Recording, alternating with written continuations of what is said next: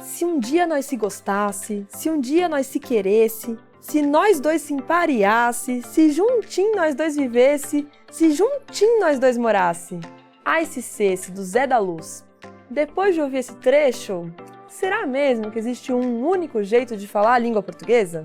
Eu sou a professora Olivia, da Crescer Sempre, e vou responder essa pergunta no vídeo de hoje. Vamos lá?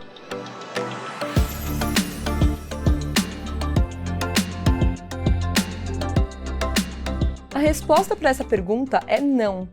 Existem diferentes formas de se falar a língua portuguesa dentro do Brasil e no mundo também, na verdade, né? Porque a língua, ela tá em constante movimento. Como assim a língua tá em constante movimento? Ué, a gente não tá falando a língua portuguesa? Não tô conversando com vocês agora em língua portuguesa? Então, conforme a gente vai falando, essa língua vai passando por modificações que podem mudar de acordo com a região que a gente tá, ou de acordo com a nossa idade, ou de acordo com a classe social. Então a língua passa por diferentes mudanças. E, na verdade, quando vocês me escutam falar, já dá pra saber um pouquinho de quem eu sou, certo? De onde eu vim, qual que é a minha idade, dá pra ter alguma noção por conta da maneira como eu tô conversando com vocês. Essa maneira da língua de variar, dependendo da região, da idade e tudo mais, se chama variação linguística.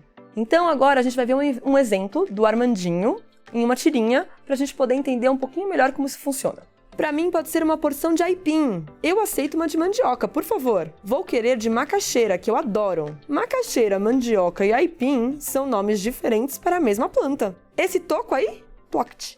Esse exemplo do Armandinho é uma boa forma da gente entender como é que funciona a variação geográfica.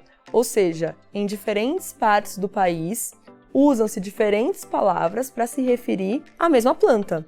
E isso acontece com diversas outras coisas, tá? Nesse caso, eu falo mandioca. Como é que você fala? Coloca aqui nos comentários. Também trouxemos outros exemplos para vocês verem. Por exemplo, o funk, tudo ok. Quando ele fala, brota no bailão pro desespero do seu ex, se ele te trombar, vai se arrepender. Uma bebê dessa nunca mais ele vai ter. Isso tem a ver com uma idade também, certo? Será que se a gente falasse dessa forma com alguém há 60 anos, será que essa pessoa entenderia, né, naquela época?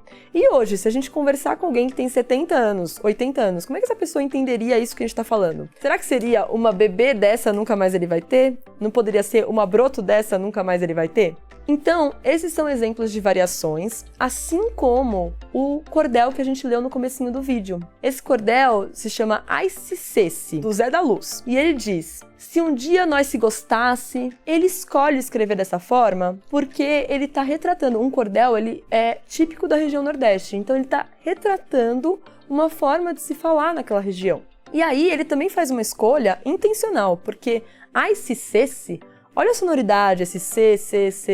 Se um dia nós se gostasse, então, na verdade, ele faz essa escolha também de uma maneira para construir o poema dele, para construir essa linguagem poética. Então, essas são exemplos de variações, fazem parte da nossa vida e também são pedidas em provas como, por exemplo, o Enem. No Enem de 2018, caiu uma questão que envolvia variações. Se vocês quiserem que a gente resolva essa questão, comente, explique como que as variações linguísticas fazem parte dela, deixem aqui que a gente resolve no próximo vídeo, tá bom?